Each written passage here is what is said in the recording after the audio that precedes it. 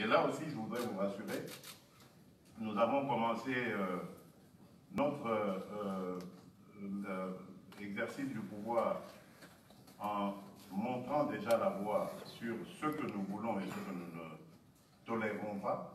Il y a déjà eu quelques mandataires d'entreprises publiques et même un ministre, et voire même deux, parce qu'il y en a un dont le procès est en cours, qui ont été sanctionnés pour mauvaise gouvernance. Et cela va continuer dans les jours qui viennent parce que nous allons ouvrir une agence, nous allons mettre sur pied une agence de lutte contre la corruption, après avoir fait le constat que se limiter simplement à un conseiller spécial qui lutte contre la corruption ne suffirait pas. Il faudrait que nous ayons une agence avec des pouvoirs beaucoup plus larges, des droits de regard dans ce qui se passe dans le secteur bancaire, dans ce qui se passe dans les régies financières, afin d'endiguer toutes les fraudes qui ont fait qu'il y a à peu près aujourd'hui plus de 80% des recettes qui échappent au Trésor. Et cela va évidemment nous permettre de renforcer nos capacités. Ensuite, nous avons aussi décidé de combler ce déficit en infrastructure. Déjà d'emblée, en commençant mon mandat, avec le peu de moyens que j'avais trouvé à notre disposition, je me suis lancé dans une politique dite des 100 jours. 100 jours, programme de 100 jours, programme d'urgence. Et ce programme consistait à construire, à aller surtout sur la construction d'infrastructures dans des endroits où les échanges économiques pouvaient être possibles, mais rendus impossibles par l'absence d'infrastructures. Et c'était des routes, c'était des ponts, c'était des barges qui pouvaient permettre des traversées de rivières et d'autres.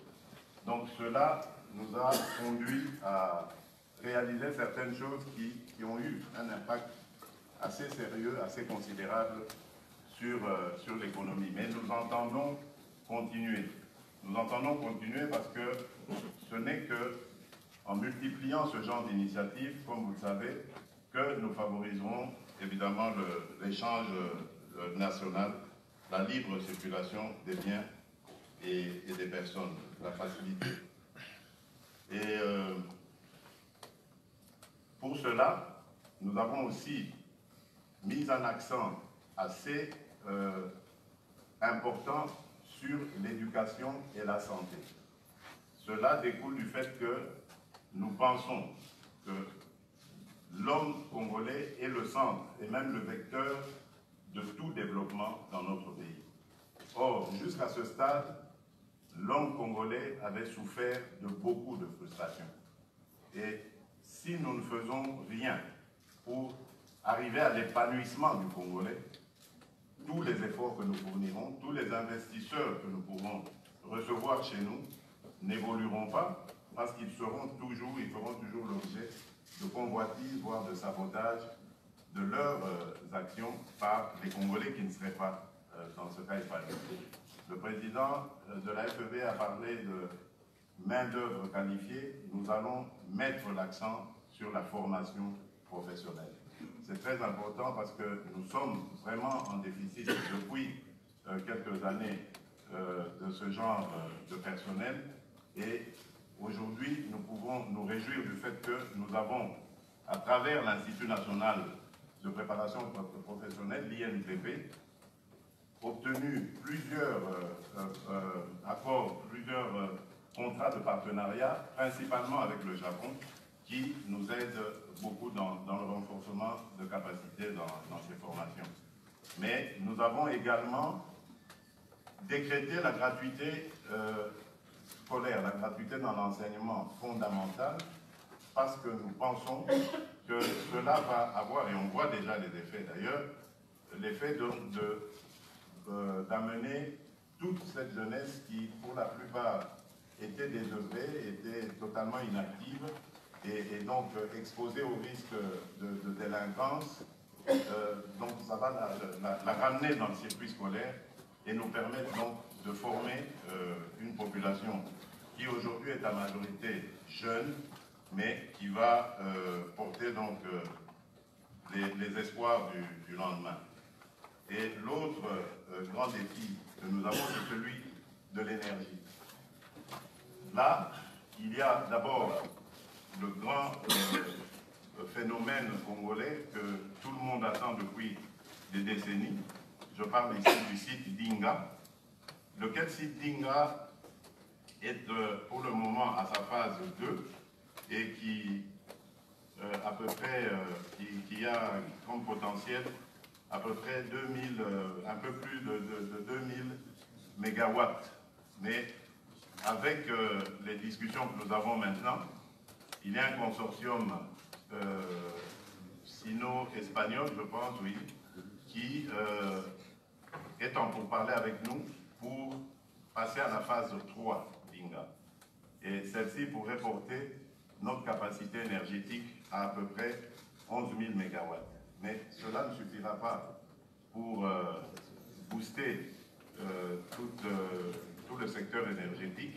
Et donc nous allons devoir nous rabattre pour cela, à la fois sur les énergies renouvelables telles que le solaire, ou encore sur les énergies hydroélectriques autres que Inga, que nous avons au travers de tous les plus de 700 à 800 sites qui pourraient permettre la construction de micro-barrages.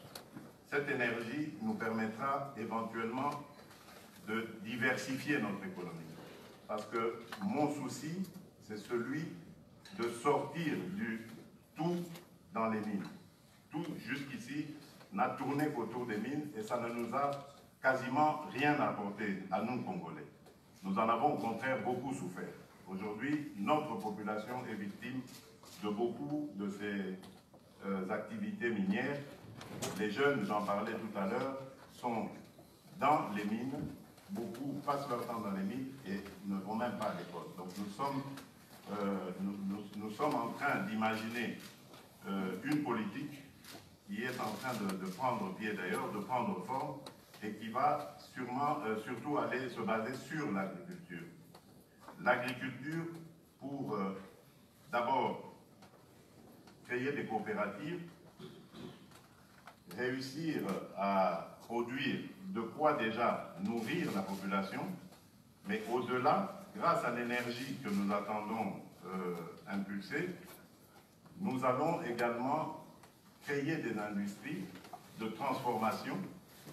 Nous pourrons donc, grâce aux routes de desserte agricole qui seront construites, évacuer ces produits ainsi fabriqués et voire même peut-être les exporter.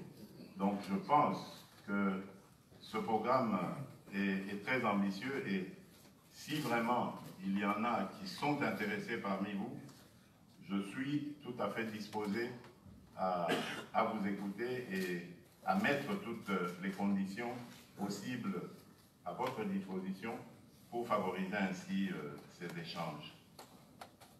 Nous avons également le secteur du numérique. Le numérique, je viens de présider la tenue d'un forum sur ce sujet. Dans quelques jours, quelques semaines, nous allons créer l'Agence nationale du numérique parce que nous voudrions numériser notre économie, la rendre beaucoup plus efficace et pouvoir ainsi lever suffisamment les recettes nécessaires, les ressources nécessaires que l'on va pouvoir mieux répartir à travers la population. Donc voilà ce qui est, je veux dire, le programme que nous comptons mettre en mouvement dans notre pays. Je voudrais ici insister sur le fait, avant de terminer, de dire que le Congo d'aujourd'hui est un Congo nouveau. C'est un Congo qui se veut performant, surtout émergent. Et ce Congo attend de la Belgique un accompagnement. Maintenant, ce serait bien. Ne craignez rien, parce que l'image que vous avez du Congo peut expliquer évidemment cette frilosité que l'on peut constater chez les uns et les autres, mais dites-vous bien, en restant de côté, en nous regardant faire, vous ratez aussi des opportunités. Le Congo offre beaucoup d'opportunités aujourd'hui. Il veut s'inscrire dans la logique, la nouvelle logique africaine, celle de l'intégration régionale, celle de lien entre nos pays. Et je crois que je l'ai suffisamment prouvé parce que j'ai parcouru quasiment toute notre région d'Afrique centrale et même au-delà pour dire à mes homologues que nous devons regarder les choses autrement en Afrique, arrêter avec nos guerres inutiles, des guerres tribales, ethniques, qui ne font qu'ensanglanter nos peuples, et de passer plutôt à construire, notre temps à construire des ponts entre nous, des ponts qui vont booster la croissance économique et nous permettre de devenir plus forts. Je suis heureux d'avoir participé il y a quelques mois à la signature et à la publication de cette zone de libre-échange continentale africaine. C'est encore là la preuve qu'aujourd'hui en Afrique, il y a une nouvelle dynamique, une dynamique de gens qui veulent vraiment booster l'Afrique vers l'avant, et ce sont vous, nos partenaires européens, nos partenaires traditionnels en ce qui concerne le Congo, c'est vous de la Belgique qui pouvez être un bon accompagnateur dans cette aventure qui sera sans aucun doute porteuse de fruits, parce qu'aujourd'hui la détermination y est, l'expertise aussi, mais nous en avons encore besoin d'autres, nous avons besoin d'autres expertises. Voilà, mesdames, messieurs, je vous remercie, et donc je reste à votre disposition pour d'éventuelles questions.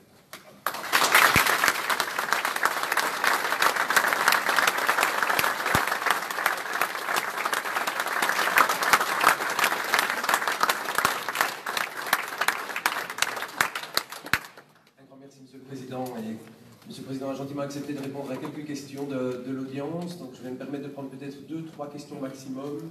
Je vais inviter le Président à y répondre. Qui souhaite poser la première question? Je me permettrai de demander de vous présenter et de poser une brève question sans faire de longues déclarations. Merci. Alors la première question.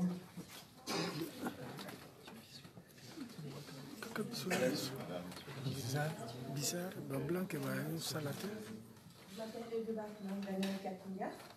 Je sais que vous connaissez effectivement avec quel nom effectivement. Voilà, moi ma question est, je suis très touchée, je vous remercie beaucoup d'avoir créé le ministère pour la personne à mobilité réduite, chercheuse de nom. Donc ma question est, dans tout ce que vous avez présenté, quelle est la place pour la personne à mobilité réduite? Merci, je vais peut-être prendre une deuxième question, peut-être du monde économique belge.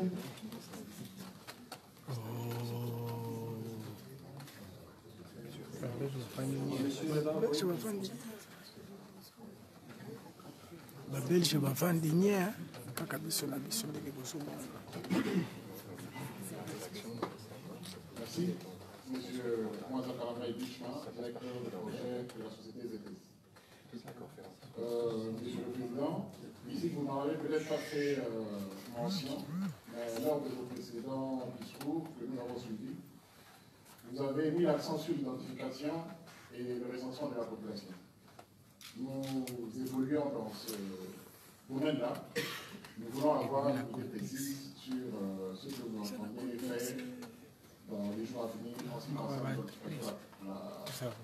le recensement de la population ainsi que la production des documents d'identité sécurisés. Merci. Merci. Troisième question. Mais... Monsieur.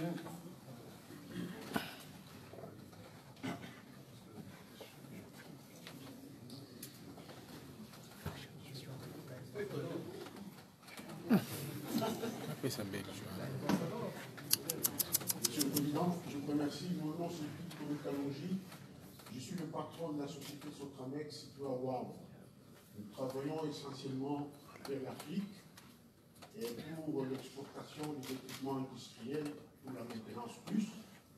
Et nous sommes également investis dans le secteur du crude oil, donc le pétrole brut. Nous achetons pour le raffinerie. Ma question, c'est justement par rapport à l'intervention du pouvoir au bénéfice de nos clients africains. Vous allez avoir bientôt des entretiens où vous avez déjà eu avec les autorités belges. Envisagez-vous relancer ou le déploiement de l'intervention du pouvoir dans l'économie congolaise? Je profite par rapport au pétrole. Dans le développement de provinces, il existe maintenant un sérieux problème d'approvisionnement des matériels. Alors, vous savez que la plupart des produits importés, soit 80%, sont consommés à Kinshasa. Est-ce que vous pouvez poser votre question, s'il vous plaît? Parce que le docteur, merci. Oui, voilà. C'est pour dire que quelle stratégie comptez-vous mettre en place pour l'approvisionnement des produits? Ça va profiter aux investisseurs en apport aux produits à fabriquer. Et deuxièmement, il existe maintenant des anomalies sérieuses. Une dernière question, s'il vous plaît. Dans la structure de prix, et c'est un frein à l'évolution de l'économie. Donc nous aimerions que vous puissiez nous dire qu'est-ce que vous envisagez de faire. Merci. Et toute dernière question, M. Daguerre. Merci, Monsieur le Président. Je suis persuadé que nombreux sont les Belges et les entrepreneurs belges qui veulent aider au développement du Congo. Il y a naturellement toujours une chose à faire, c'est un visa. Est-ce qu'il y aura une possibilité d'avoir un visa plus aisé, plus facile à avoir pour les entrepreneurs qui veulent?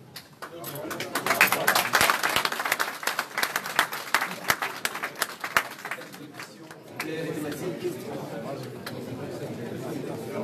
commence par la dernière. À propos des visas, je pense que, et je m'en excuse d'ailleurs, que si les hommes d'affaires belges ont eu maille à partir avec nos ambassades à ce niveau-là, ça doit sûrement être à cause du gel qu'il y avait dans nos relations.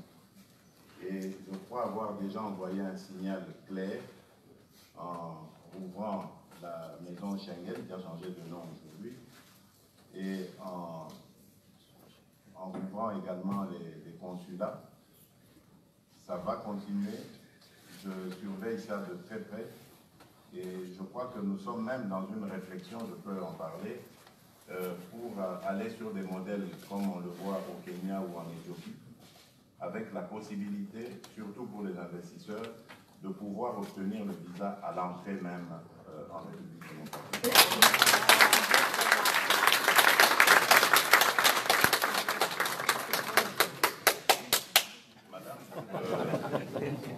En venir à votre question, je vais demander votre indulgence.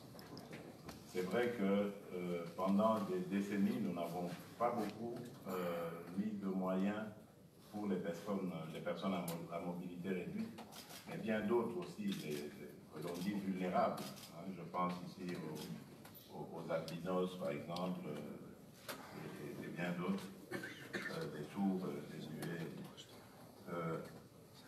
Mais si j'ai voulu personnellement choisir cette personne, cette dame, c'est parce que d'abord je l'ai connue il n'y a pas très longtemps, le jour où j'ai reçu les femmes lors de la journée internationale des droits de la femme. Elle m'avait fait une excellente impression et je me suis dit qu'on ne peut pas, parce qu'elle avait fait aussi son intervention, et je me suis dit on ne peut pas imaginer un gouvernement sans une dame d'aussi grande valeur. Elle avait des idées sur la prise en charge, sur la politique prenant en charge les personnes à mobilité réduite. Et je pense que nous allons travailler ensemble, avec elle surtout, pour qu'elle nous aide à sortir de ça. Vous savez, chez nous, c'est à la fois culturel et aussi aussi technique. Le problème technique, c'est-à-dire beaucoup de nos immeubles ne sont pas adaptés à accueillir ces personnes-là, et culturel parce que une personne qui naît avec handicap ou qui devient handicapée plus tard dans la vie est d'office considérée comme étant devenue inutile à la société. Donc, nous devons faire un travail de sensibilisation par rapport à cela, en même temps que d'adaptation par rapport aux techniques pouvant leur permettre de vivre normalement avec leur handicap. Je crois que j'oublie la troisième question, là, c'était, oui, par rapport au recensement. Oui, je m'excuse, je crois que j'ai pris des problèmes comme ça dans l'ensemble, sans rentrer dans les détails, parce que c'est comme ça que je procède toujours. Je préfère que les questions viennent directement, et donc ça me permet de pouvoir répondre directement à la question. Donc, quand j'ai parlé du numérique, j'aurais dû évidemment insérer ce problème. Nous sommes en train de travailler sur la mise sur pied de cette initiative, mais qui va englober tout le reste, le e-gov et tout ce qui vient avec. Une initiative qui consiste à commencer par le recensement et ensuite l'identification de la population. C'est pour nous nécessaire à plusieurs égards. D'abord, par rapport à nos propres statistiques. Nous en avons besoin, urgemment, pour planifier une politique sérieuse de lutte contre la pauvreté et surtout d'instauration de l'état de droit, ce qui est un vœu qui m'est très cher. Nous devons absolument avoir le nombre de Congolais qu'il y a dans ce pays-là, et bien d'autres aussi, même des étrangers, la population en général, et même des Congolais de la diaspora, auxquels je fais souvent appel parce qu'il faut qu'ils reviennent nous donner ce coup de pouce. Donc nous avons vraiment besoin de le faire, et nous sommes en train de... Je pense que d'ici la fin, avant la fin de l'année en tout cas, nous allons avoir les premiers actes consistant à lancer le recensement et l'identification de la population.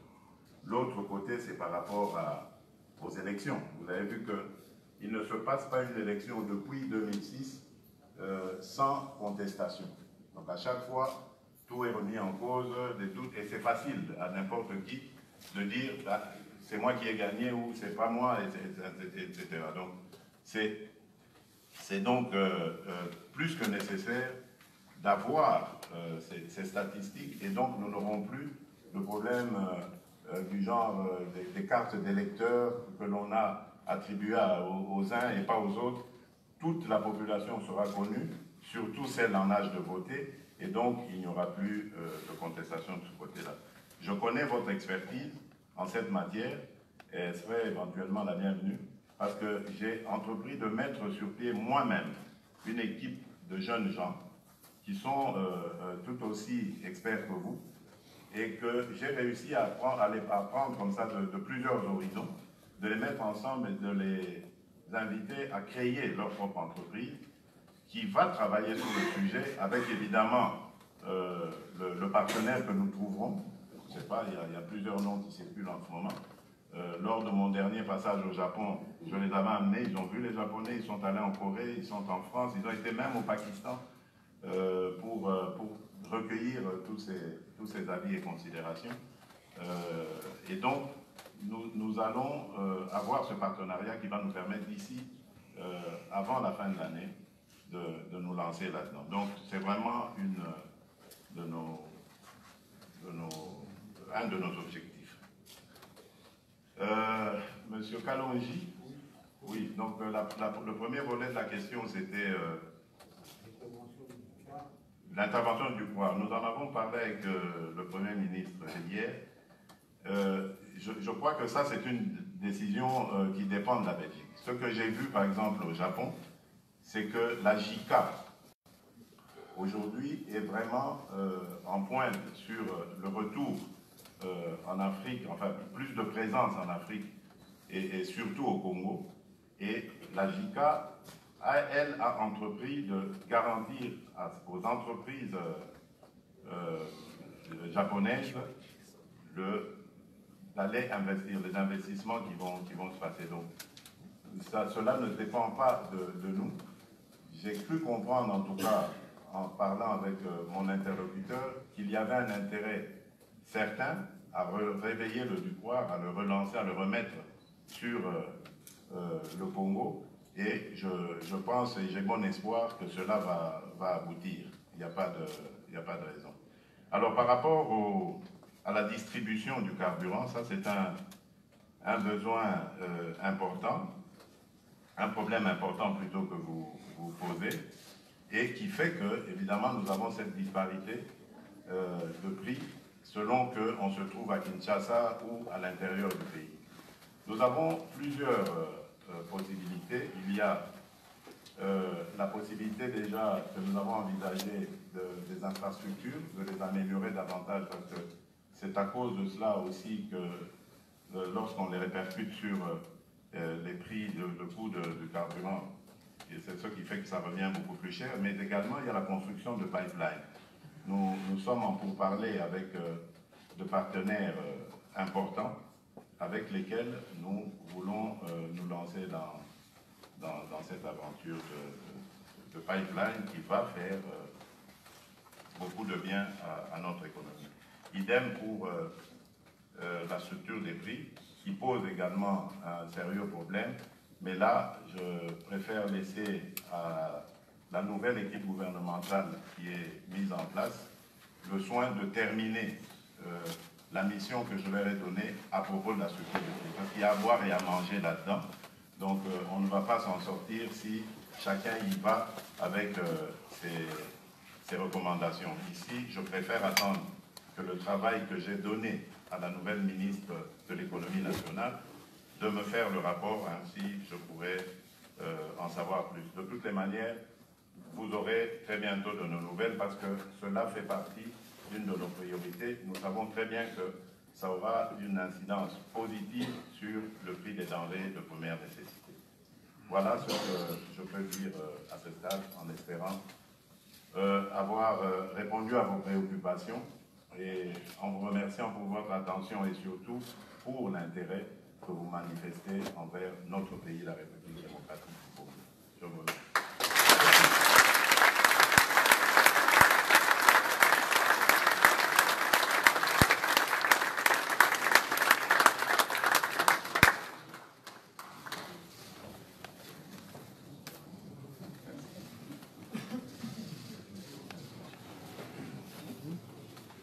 Voilà, j'invite à présent notre CEO, M. Peter Timmermans, à clôturer la séance.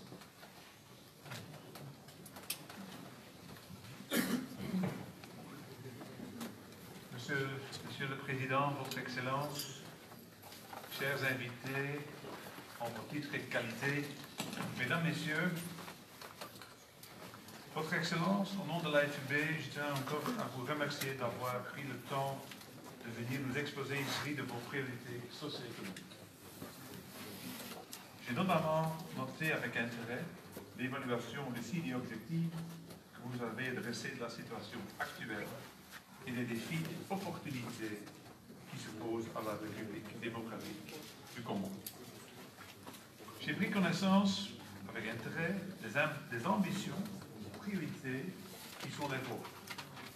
Ceci en matière notamment de bonne gouvernance, croissance économique durable. Vous avez mentionné des axes clés comme la santé, l'éducation, l'énergie, les infrastructures. Et je puis vous garantir que notre pays dispose, dans ces secteurs, de nombreux chantiers. Parfois très connus, parfois moins connus. Bien entendu, les investisseurs ont besoin de stabilité et de sécurité juridique. Deux mots clés, stabilité et sécurité juridique. Je ne doute donc pas que nos entreprises, réputées pour leur volonté d'entreprendre, d'exporter et d'innover, nos entreprises seront très attentives au développement à venir à la République démocratique du Congo.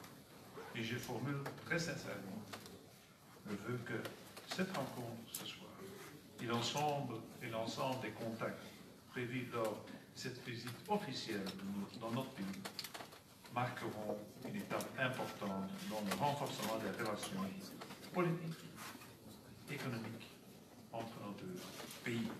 Monsieur le Président, Votre Excellence, la présence massive des chefs d'entreprise cet après-midi constitue, à nos yeux, un signe très encourageant pour la reprise des liens économiques entre nos deux pays.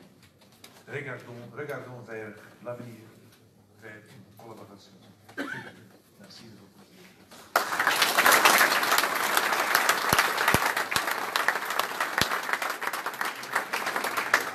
Voilà, mesdames, messieurs, monsieur le Président, nous sommes arrivés à la fin de cette séance. Un grand merci de votre présence si nombreuse. Une communication pratique pour des raisons de sécurité notamment. Je vais vous demander de rester assis le temps que son Excellence et sa suite puissent quitter la salle. Vous pourrez ensuite quitter la salle et prendre un verre entre les délégations belges-congolaises. Un grand merci. Merci de rester assis.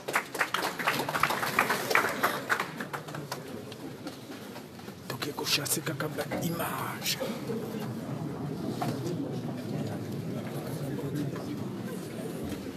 Ja, voor meer de kunnen ze wel doorgaan.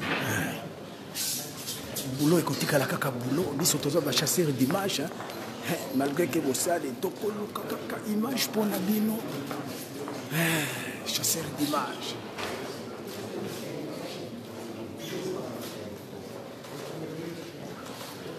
Monsieur le Président,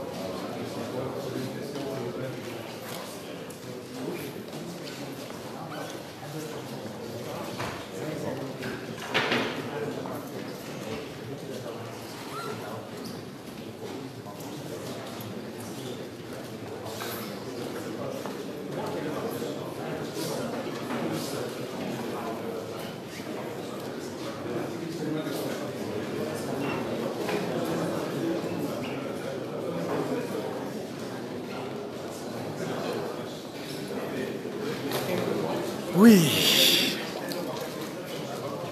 bino moko bouti kolanda makambo nyonso elekaki na Fédération des entreprises de Belgique, Cyprien Wechi, chasseur d'image, eloko moko na kosenga respect ya boulot na biso. Pona nini tozalaki na palais d'Egmont, ba problème ebimaki te. Tozalaki na palais royal, ba problème ezalaki te. Kaka lelo awa bandeko na biso ya entourage ya président Félix soki bamoni kaka journaliste mpona bango journaliste azalaka nyama bakobandi kotindika ngai. Moi je suis un grand monsieur, je ne me laisserai pas faire. Toyokana na bino bien nde bomolaka Wechi azalaka boye, Wechi azalaka boye. Au moment où presse mobimba, presse internationale bazo respecte ngai kaka bandeko na ngai nde bayaka kodiminuer. Simple garde corps atiki ba mindele aye ko pousser ngai soki na lobby Wechi azaka compliqué bino moko bande ko langa en direct nazo pesa la bino ba image nde esalaka président bino bazoyeba valeur ya image te bato oyo président azwaki bango wapi ozotia bato na entourage na yo bazoyeba valeur ya image te. Image nde esalaka moto, presse nde etombolaka, presse nde ekitisaka. Alors biso nde baboyi na bino na moto antuka nakoloba na ngai parce que depuis tongo nazosala moto moko te afuti ngai rien. Et ça je n'accepterai plus. Nde bomonaka nasalaka na bango te parce que bazwaka bato neti banyama na bango bajournaliste neti basoba na bango. Moi naza kuna te. Bon ndenge ezalaka kaka Cyprien Wechi tokotambwisa mikro na biso na fashe mpe esilaka botala ndenge bato bazali tokotambwisa mikro bulo ekotikala kaka bulo tokotambwisa Cyprien, monsieur, est-ce que je peux vous poser une petite question? Oui, dites-moi. Oui, vous avez suivi les discours du président de la République démocratique du Congo. Votre impression H? C'est une très belle déclaration d'intention. On verra si le Congo va se moderniser, changer et évoluer.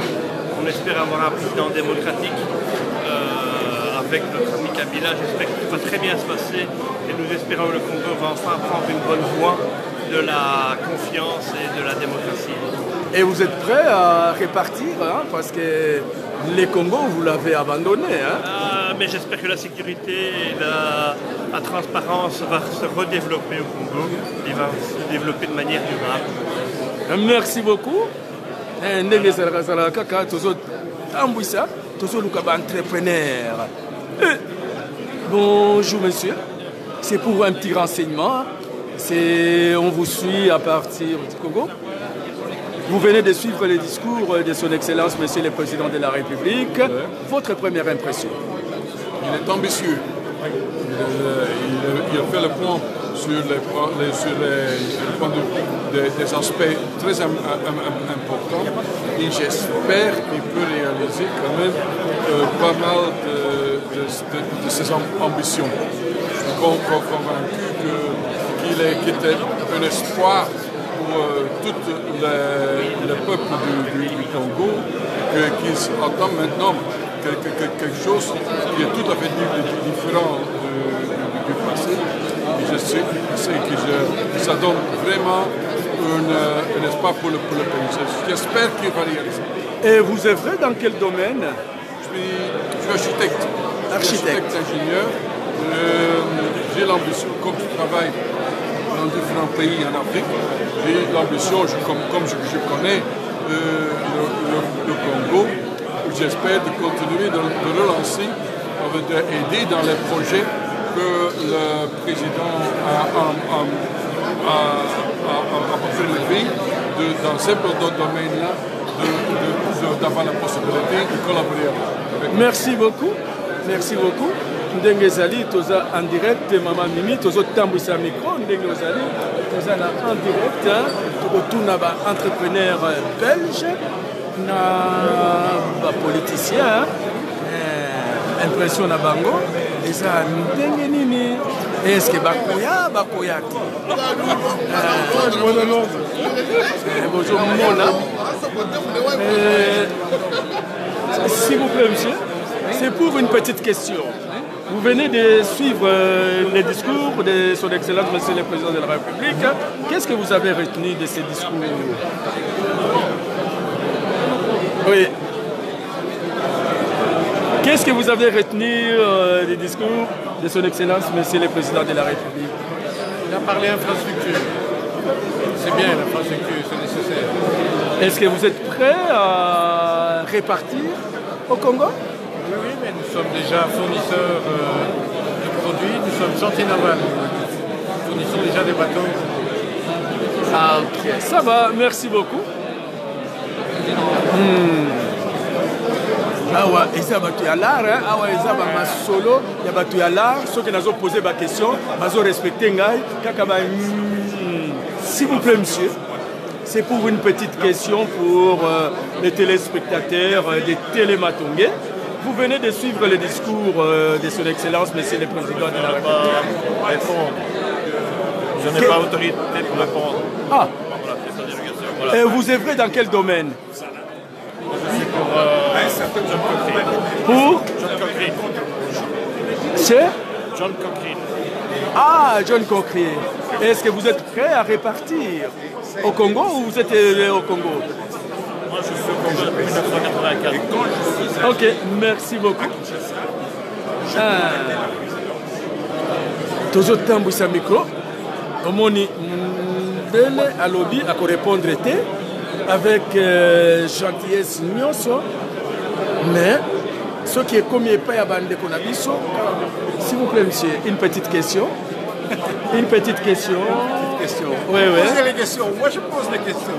Ah, vous posez les questions. Vous venez de suivre les discours de son Excellence, Monsieur le Président de la République. Quelle est votre première impression?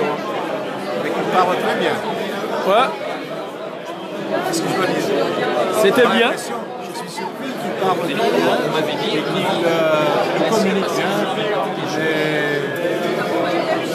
Des choses qu'il veut réaliser. J'ai remarqué une chose que moi je pense qu'il y a réellement besoin, c'est un nouveau marché.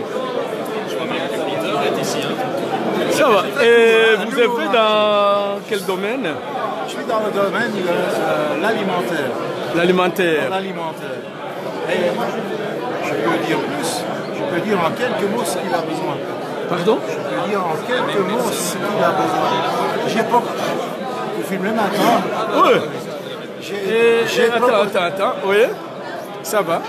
Je propose qu'il met ensemble les Belges de plus de 50 ans qui ont difficile à trouver du travail mais qui ont une expérience avec les gens de la diaspora et que le gouvernement belge les favorise pour faire des affaires en Afrique qui seront pérennes. Voilà. Voilà, vous voyez, c'est ce que j'ai toujours proposé. C'est ce que j'ai toujours proposé aux Congolais. Les Congos belges, il faut que la Belgique, l'organisation politique entre les mains des Congolais et l'organisation entre la diaspora et le peuple belge. Oui. Que cette proposition a été faite il y a une dizaine d'années au gouvernement flamand qui n'a jamais répondu. Au gouvernement flamand. Et comment est-ce que, bon, on va prendre maman batata bandeko tokomi na suka ya émission na biso ndenge na bandeki koyebisa bino bomoni flamand auti koloba makambo na lobaka toujours. Il y a la diaspora, une élite intellectuelle formée par la Belgique. Une élite intellectuelle formée par la Belgique. Et que la Belgique a l'organisation. Il faut une coopération win-win. Nous apportons les minéraux, la politique entre nos mains et l'organisation, on donne à la Belgique et à la diaspora. D'ici 10 ans, il n'y aura plus de chômage ni en Belgique, ni au Congo. Je vous ai toujours dit cela. N'est-ce pas, mon ami? C'est ça. C'est ça, hein? C'est ça. C'est rien d'autre que ça. Mais nous avons besoin de vous parce que ces gens qui ont 50 ans, qui n'ont plus d'emploi, tout ce qu'ils peuvent regarder, c'est l'intérieur de leur appartement et leur aller au Congo. Et puis, les Congolais qui sont ici, qui sont au CPAS, au lieu de les payer l'argent ici, avec les chômeurs, on les prend, on les paye au Congo et ils travaillent et dans l'intérêt des deux pays. Je vais vous dire, donc l'élément essentiel est donc que quand moi je viens dans votre pays et que je parle le français, mais que vous allez parler votre langue entre vous, vos langues entre vous que je ne comprends pas, vous pouvez me vendre sur place. Tandis que quand je travaille avec le Congolais de la diaspora, qui va toujours rester ici en Belgique, je suis sûr qu'on va avoir une combinaison qui est pérenne. Merci beaucoup. Ndenge zalaka bomoni ba flamand. Bazo pesa ngai respect. Nde yo muto entourage ya président Félix ozo respecter ngai te. Ngana za mona ELB hein. Nande bomonaka wechi na salaka na bango te parce que baza na manque ya respect. Bazwaka mutu neti zoba. Bomoni solution oyo na pesa ki binote. Et en plus de cela, je vous ai toujours dit, l'homme qui a compris les Congolais avant tout le monde. Merci beaucoup. La commune Asuka.